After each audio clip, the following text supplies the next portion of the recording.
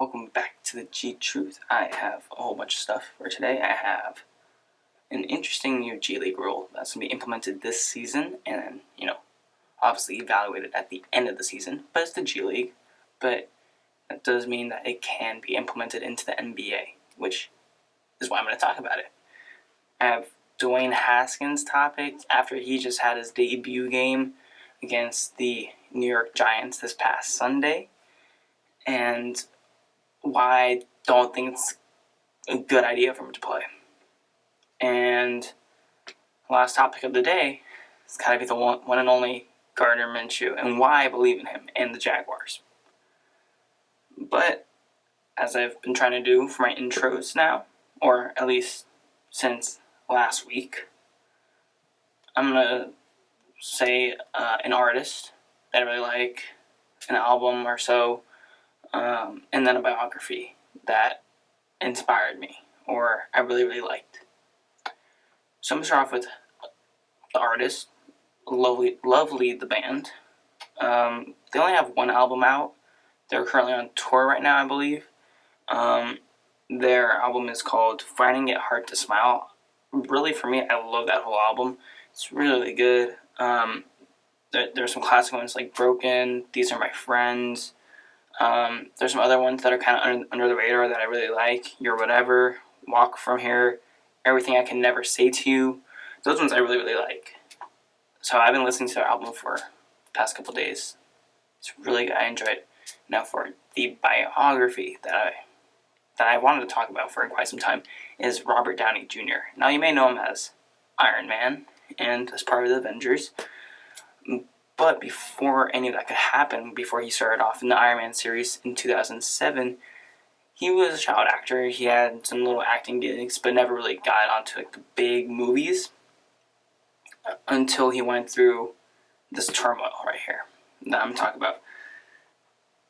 He grew up around a lot of drugs, and that's mainly because of his father. And it's allegedly, according to Robert Downey Jr., he was exposed to that at a young age, at like 8 years old, where he was allowed by his father to smoke marijuana because his dad had that and would do that. And for him, it became a weird sort of bonding experience with his father, as messed up as it is, and that makes sense.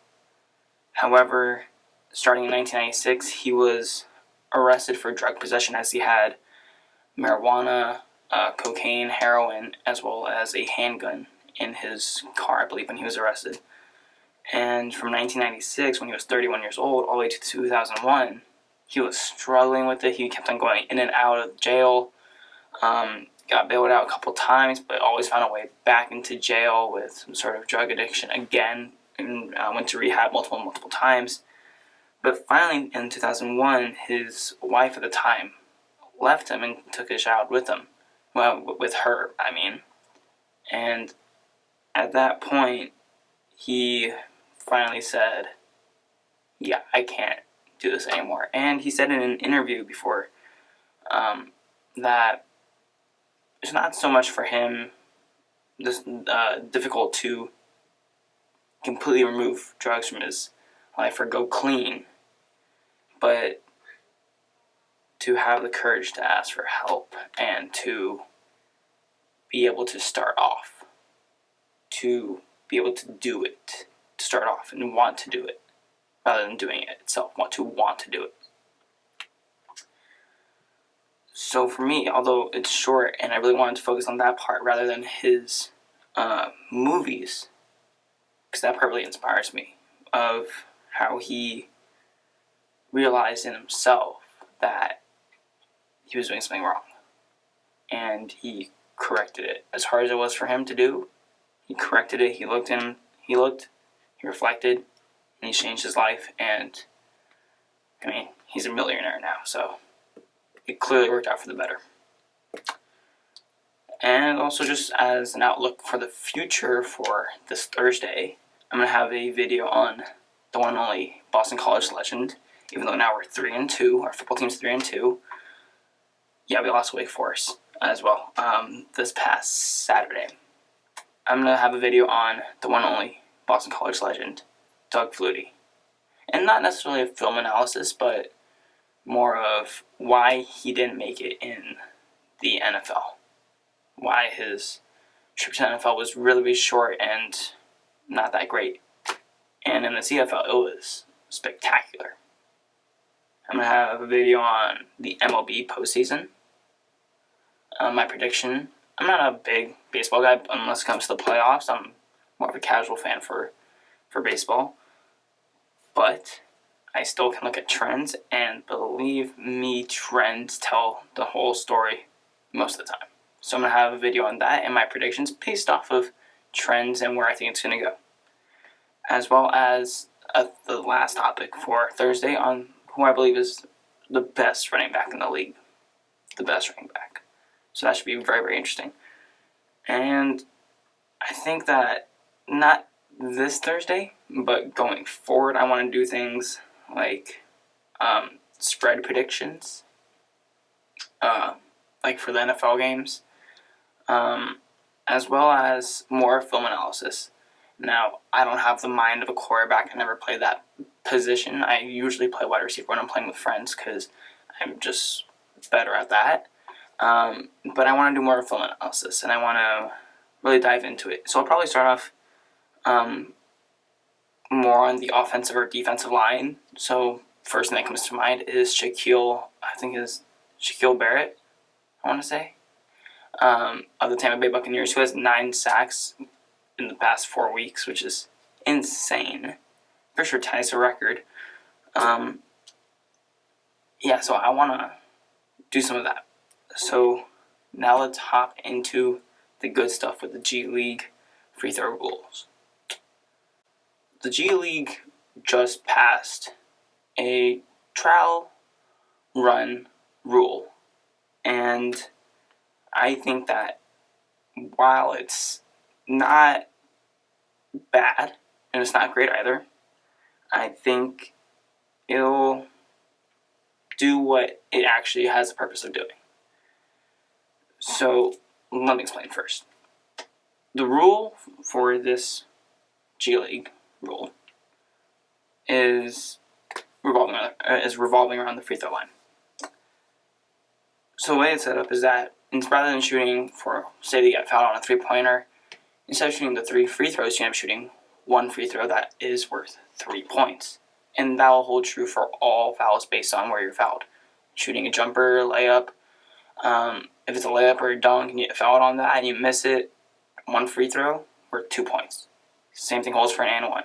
You go for a layup or you shoot a 3 and it becomes a 1 free throw shot for 1 point on top of the basket that counted. So that's the general rule, but it does not apply to the last 2 minutes of the fourth quarter as well as the entirety of overtime.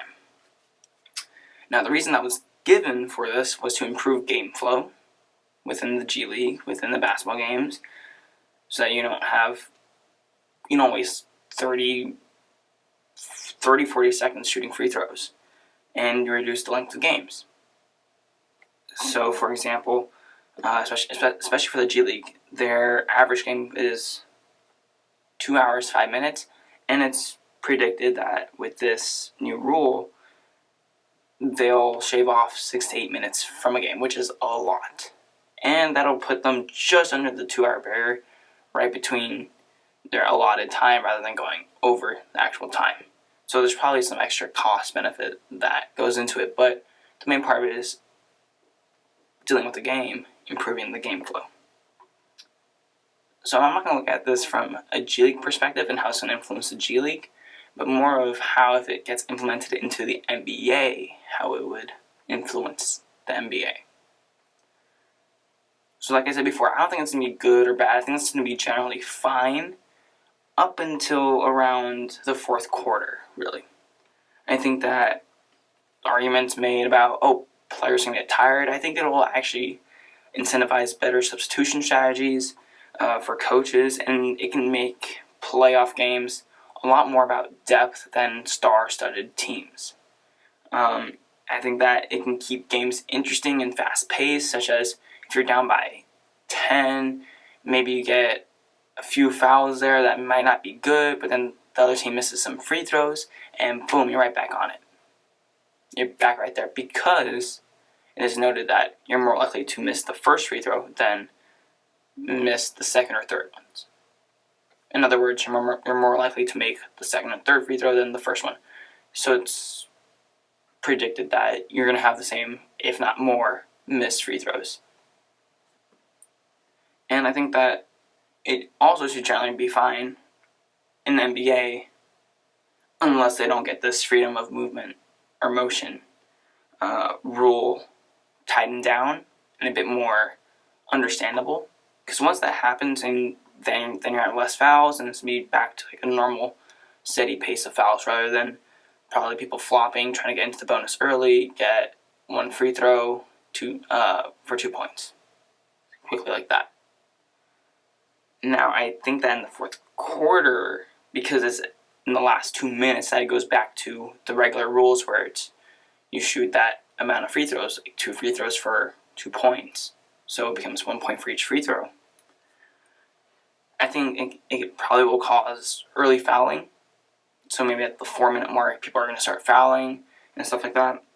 Especially if they're down by 10, 15 or more points, then I think it's going to be a last resort just to try for a prayer to get back into the game, which doesn't really involve skill, really, which is not really what the NBA is going for. But I do think, even though that will induce sort of a hack-a-shack mentality early on, I think that'll just be early on, and I think eventually it won't be much of a problem. Mainly because I believe that with teams getting into the bonus quicker because of that, because you still got to get into the bonus to actually have those teams shoot free throws, I think that once you get into that bonus early on, I think it's going to kill your chance of having those comebacks. It's still going to happen. It will happen if it gets implemented into the NBA, but I think it's going to be less likely. So I think as time goes on, if it gets implemented into the NBA, it's going to start off rough, but as time goes on, it's going to be generally okay. And I think that overall, it's a pretty interesting, innovative idea that the NBA can take a look at and take into consideration, maybe do after the G League tries a 1-year trial of it. Now, my only problem with it is that if that were to happen, it would sadly make comparisons of previous statistics regarding free throws, points, all that stuff, fouls, and if it gets implemented, the nowadays statistics regarding points, free throws, all that stuff, it would be hard to compare the two because it would once again be different eras. Like when you had different fouls added onto today's NBA, like freedom of motion, yeah, it racked up some fouls, but you can still compare the two. But now, if this were to get implemented, it'd be a bit more difficult to compare the two, and it could be more of a reason to show, hey, basketball from however long ago is way better than nowadays. Which probably is not the case. I would say that it depends on who you are and when you grew up and what you really, really like to watch. But I think that overall this is an interesting, innovative rule that the NBA should take into consideration and take a look at. Alright. Now I gotta tell you about Dwayne Haskins. This is gonna be fun. I believe Dwayne Haskins is traveling down a dangerous road that could make him end up similar to Josh Rosen. Yes, I know Josh Rosen is in his second year, but the two already have quite a few similarities. They both start off as a backup behind a somewhat veteran quarterback. Dwayne Haskins behind Case Keenum, who has been on 5 teams so far. Sam Bradford for Josh Rosen, who is on 4 teams up to that point and is now, of course, out of the league. Josh Rosen made his debut week 3 as a last resort substitution thrown into the fire against the Chicago Bears. And Dwayne Haskins made his debut against Daniel Jones in Week 4 against the Giants. And it really could have been the exact same situation had he started Week 3, and he almost did in Week 3 against, you guessed it, the Bears. So there were really close similarities. And for their starts, Haskins was horrible. Absolutely horrible. The only notable statistic that I can probably write down is that he had 3 interceptions. Same with Josh Rosen, 1 interception. For Josh Rosen, he has a bit more of an excuse. He was thrown into the fire, horrible situation. Dwayne Haskins, kind of the same thing. Thrown into the fire again. A bit. Not really, because it was the Giants. And the Giants don't really have a great defense like the Chicago Bears do. But still, young quarterback thrown into the fire without any sort of preparation, or without any sort of anyone telling him beforehand, hey, you're going to start this game, which is what the Giants did with Daniel Jones. They had him play from the beginning to the end rather than throw him in the third quarter or second quarter or whatever. And you look at their situations right now. Offensive line for both teams, it's horrible. For Josh Rosen when he was with the Cardinals. The Cardinals had one of the worst offensive lines. Dwayne Haskins, the only one on the offensive line that's actually good is Trent Williams, but guess what? He's holding out. So the offensive line is not protecting him anytime soon. They don't really have any weapons for their teams. Dwayne Haskins, not really. Josh Rosen when he was with the Cardinals. Larry Fitz, you could argue maybe Christian Kirk, but he was also a rookie. So you don't really have that veteran presence aside from Larry Fitz, which Josh Rosen did have. But for Dwayne Haskins, not really. And for both teams, the coach was on the hot seat. Jay Gruden is potentially going to get fired sometime this season, if not this week. And the coach for Josh Rosen, the head coach, was fired immediately after the season. They don't have a great front office for both teams. For Dwayne Haskins, the owner is not very well liked. GM, not that great. Cardinals front office is a mess. Pretty much everything from the top down is pretty bad for both teams. For the Cardinals with Josh Rosen and Dwayne Haskins with the Redskins. And also with Josh Rosen, you could tell that the owner, the coach, not necessarily the coach, GM, that's what I was looking for. The GM and the owner didn't really believe in him, and so he ended up being a 1-year stand-in until they got their guy now, Kyler Murray. And now you're having rumors of Haskins maybe not having the full trust of the owner, or the owner wasn't fully sold on him. And I think that's just cooking up for a bad recipe. At this point, you can clearly see that Haskins is set up for failure. His first game, not only thrown in the fire, but against Daniel Jones. Now that's probably part of the reason why he was thrown in so early. That's not even a last resort, but thrown in just because the owner wanted to see him play, because he saw Gardner Minshew, he saw Daniel Jones, Kyle Allen tearing the league up already, even though Daniel Jones didn't have a great game against the Redskins. He wanted to see what Daniel Haskins could do. But guess what? That's dangerous. That's dangerous because he doesn't have the right pieces, like I mentioned before. But also you saw Daniel Jones in his debut. 2 touchdowns, 2 rushing touchdowns, 2 passing touchdowns, 2 rushing touchdowns. I mean, that's great. But now you set him up for You set Haskins up for failure by having those expectations of him, and to have him play that well against the Giants and Daniel Jones by throwing him into the fire. Second game, he's probably going to start this week against the Patriots. We don't know how that's going to go. It's going to be morally and mentally destructive. you're throwing him into the fire against teams that he's not set up to play well against. And then the third game is going to be against the Dolphins. And yeah, you could say, you know what, that's good for him because it's now a moral booster. But guess what? I believe at this point, he might even lose to the Dolphins. Isn't that poetic? Josh Rosen on the Dolphins beating Dwayne Haskins, who I believe will end up like Josh Rosen if this continues. And if he loses to the Dolphins, guess what? With all the jokes running around the Dolphins, the joke will now be on the Redskins. And at that point, the effects will be enormous. All the faith that they put in Dwayne Haskins when they drafted him will be truly undone. And at that point, he will probably end up like Josh Rosen, a 1-year rental.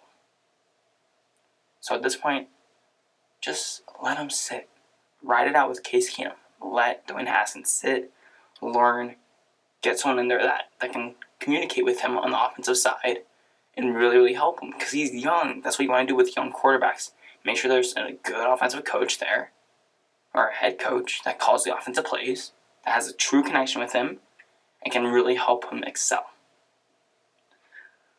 And really, Redskins, remember, Tom Brady, Aaron Rodgers, Patrick Mahomes, Drew Brees, really almost all the remaining quarterbacks in the league, aside from these younger ones, Baker Mayfield, all sat.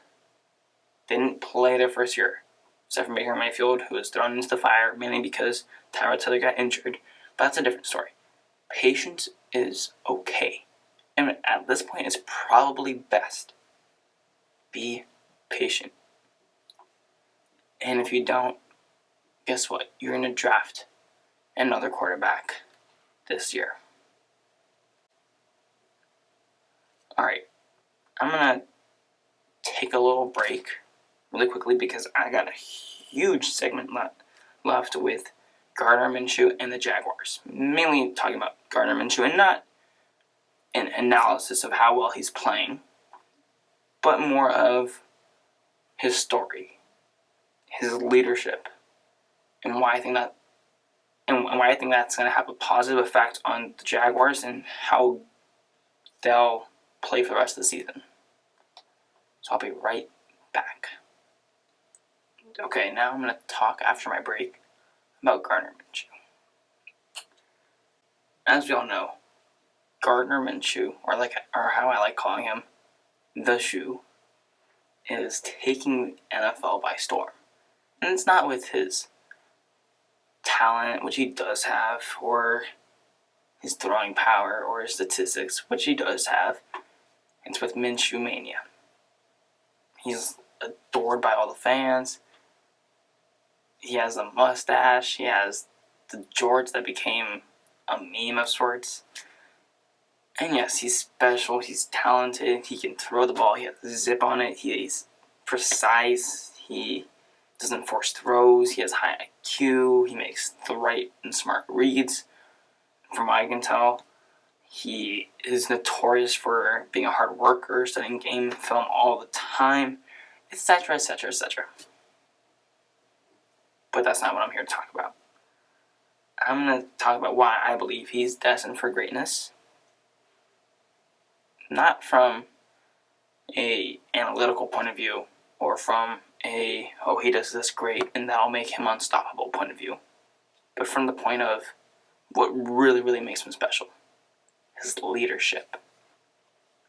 And this is part of the reason why, and I'm going to say why I liked Baker Mayfield coming out of Oklahoma. Because of his leadership and part of the charisma. Yes, he has the work ethic, and that's great, but we're looking for that in all quarterbacks. All quarterbacks should have a great work ethic, just like Gardner Minshew. And like I said, what makes him very, very special is his leadership. And in order to understand it, we have to look at his past. look at his story, look at his history, what makes him him in the NFL. He is a hardworking kid. He was a student athlete. He excelled in being a student and being an athlete. He went to Brandon High School. He made it onto the team, the varsity team, as a freshman, which you don't really see very often. And he made his debut game as a freshman when the starting quarterback, I believe a junior, named Trey Poke, broke his arm. Does that ring any bells, or can you kind of see any similarities between then high school and now? Oh, and guess what? He threw for 3 touchdowns in the second half. And yes, they lost. But guess what? That's not what the coaches took away from it. The coaches took away from it that while they were trying to figure out what to do with this freshman who wasn't tall, they really liked, but he's a freshman, 14 years old. He was calm, cool, collected, and guess what? When your quarterback is like that, when the leader of the team is like that, it infects everyone. From the teammates to the coaches, to the whole staff, to the fans. That, hey, even though they lost, I got this. I got this. And outside of football, in high school, he was a huge community guy. He's very charismatic, goofy, down to earth, just like how he is today, from what we can see on the field. And his mannerisms in interviews and the way he carries himself. Very positive, charismatic, down to earth. Very goofy as well. He started a Panini Club, and there's a whole story on that. He coached a 9 to 10-year-old city recreational football team. He boosted the church's youth basketball program, made it more popular within the area that he was living in. Great community guy, great person.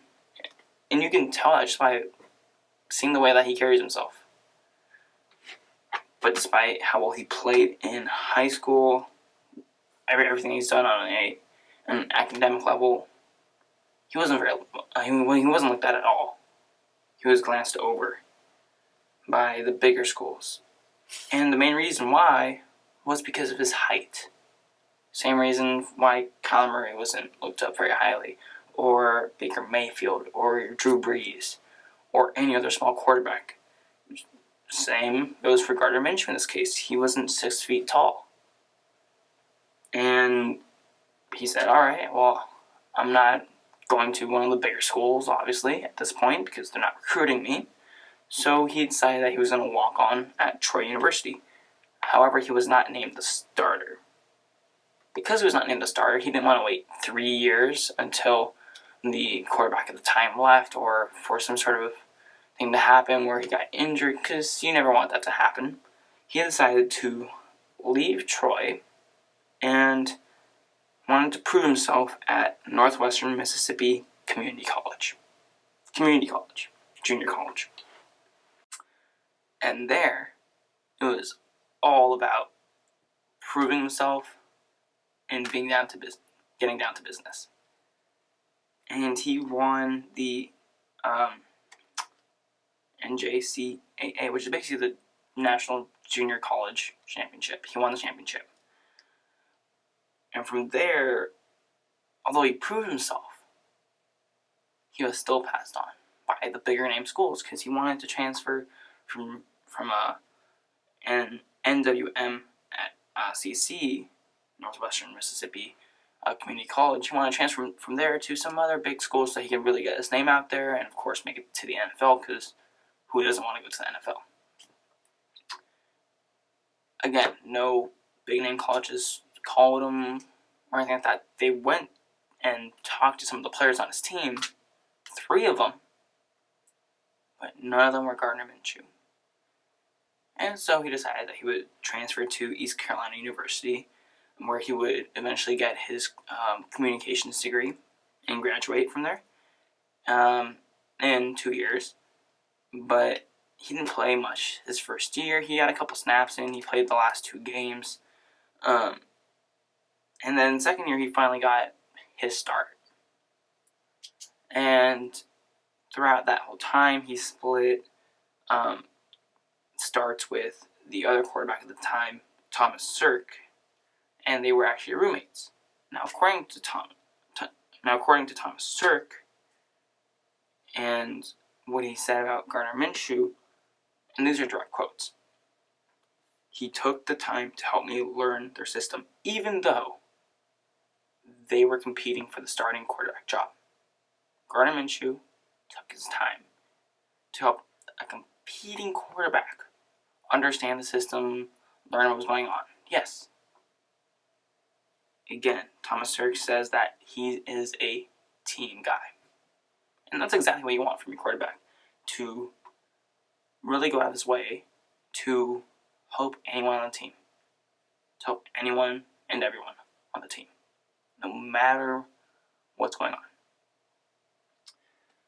And after a couple games, Gardner Minshew was benched in that second year at East Carolina University, where Thomas Sirk ended up taking over for a bit. And you can't really blame Gardner Minshew. They had a pretty bad defense at East Carolina. But after, I believe, 6 games of Thomas Sirk starting, Gardner Minshew was right back in the fold, right back to the starting quarterback position. And he finished off the season, the last 3 games, with 70% completion percentage, 1,023 yards, 7 touchdowns, 4 interceptions, which is pretty good.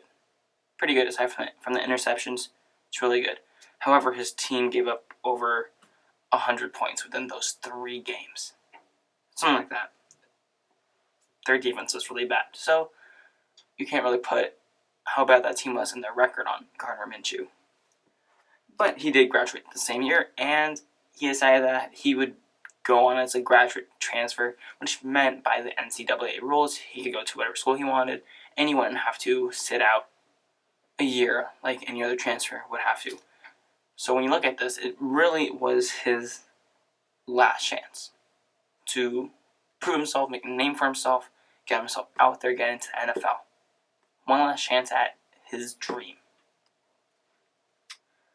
And during this time, Nick Saban reached out to Gardner Minshew with an additional offer of coming onto the team, probably not being the starter, but being on the team, and if it doesn't work out, he can be the graduate assistant coach for the Alabama football team. But he went to the Washington State University, where we know he went to, and brought them to glory once again, because he, according to what was said by his head coach at Washington State University, who recruited him there and persuaded him to come there, is that he didn't want to.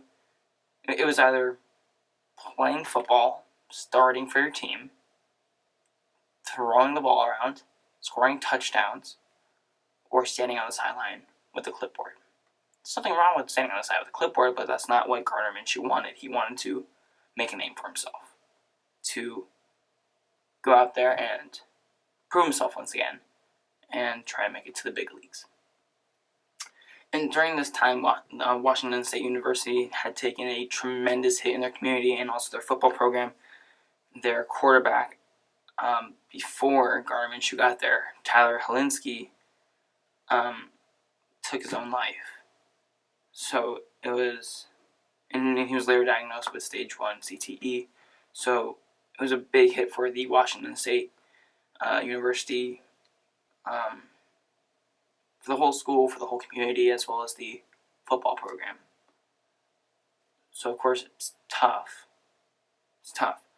But once Gardner Minshew got there and started tearing apart the whole NCAA, he brought life back into the community there, back into the football program that was hurting, back into the community that was hurting and mourning over the loss of Tyler Helinski.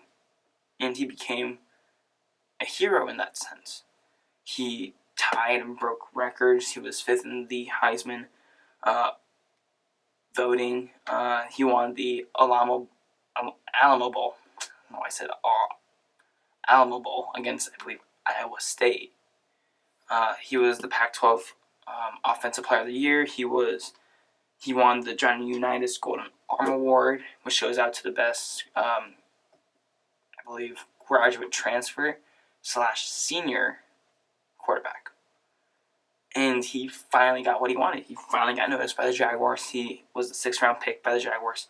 And he made his debut, famously, as we all know, against the Kansas City Chiefs, where Nick Foles, similar to Trey Pope back in high school, went out with an injury. Except for Nick Foles, it ended up being a broken clavicle. But just like back in high school, Gardner Minshew came in poised, calm, ready, prepared. He threw 2 touchdowns and 1 pick, but had an 88% completion percentage. So right out of the gate, already breaking records. That 88% was the highest by any quarterback in his debut, and also a record for the Jaguars franchise by a quarterback. And now he has 2 wins under his belt. One against Tennessee, who the Jaguars hadn't beaten in the past 3 games or something like that. And also one against Denver, where he made some tremendous plays. Minshew magic all over the place. Went down, got a game-winning field goal with Josh Lambo. Spectacular. And you can tell by the way that he is and the way that he plays. He still has that charisma. He still has that calmness. He still has that poise.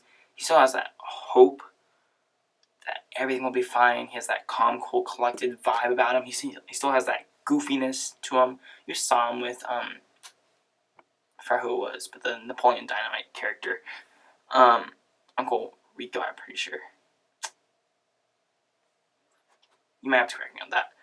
But he still has all that, and that groomed, and that came from and groomed him all the way from when he was a kid in high school, from college, to all the turmoil, to all the struggles, all that, till now.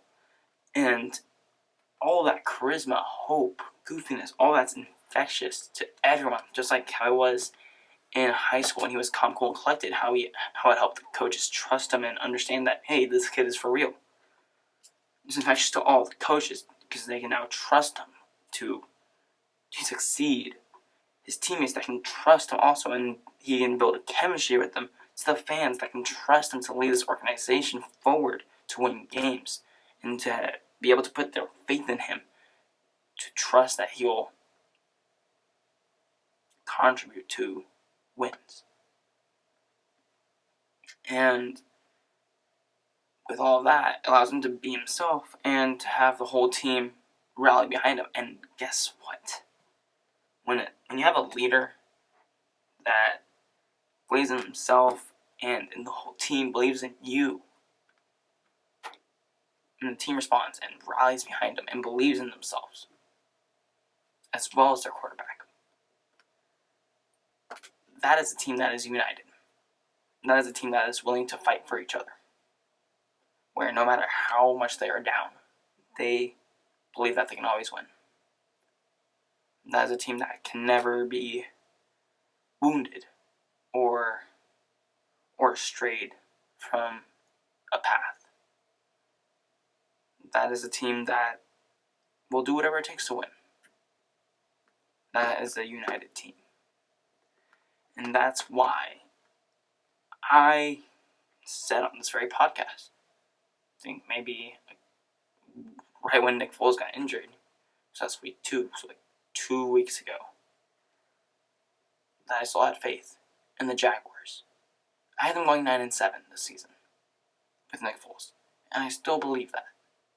I still have faith in them without Nick Foles because they got Gardner Minshew, and I saw what he was able to do.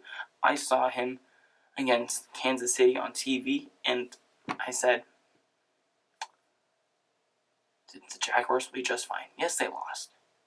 They lost in his debut against, I forgot what team it was in high school when he made his debut. They lost, but he played fine. That's why I still believe in him. That's why I still believe in that team. That's why I believe in what I'm going to call the shoe. And if you have a chance, watch a Jaguars game. Watch one. Because I'm telling you, once you watch it, you watch Gardner Minshew, he's like the Pied Piper. And guess what? Once you start watching him, you will be charmed. And you'll believe in him too. So that'll be it for the TheGTruth. Like I said, I do have a plan for this upcoming Thursday when I record, and it'll go out on Friday. And that I want to talk about Doug Flutie, the MLB postseason, and who I believe is the best running back in the league. I might not do one of those, maybe, but that is the plan. And going forward, I want to do some film analysis, probably with the offensive line and defensive line. And I will also continue doing the artist/band, whatever you want to call it, as well as a biography of some person. Anyways, thank you for listening to the TheGTruth. Peace out.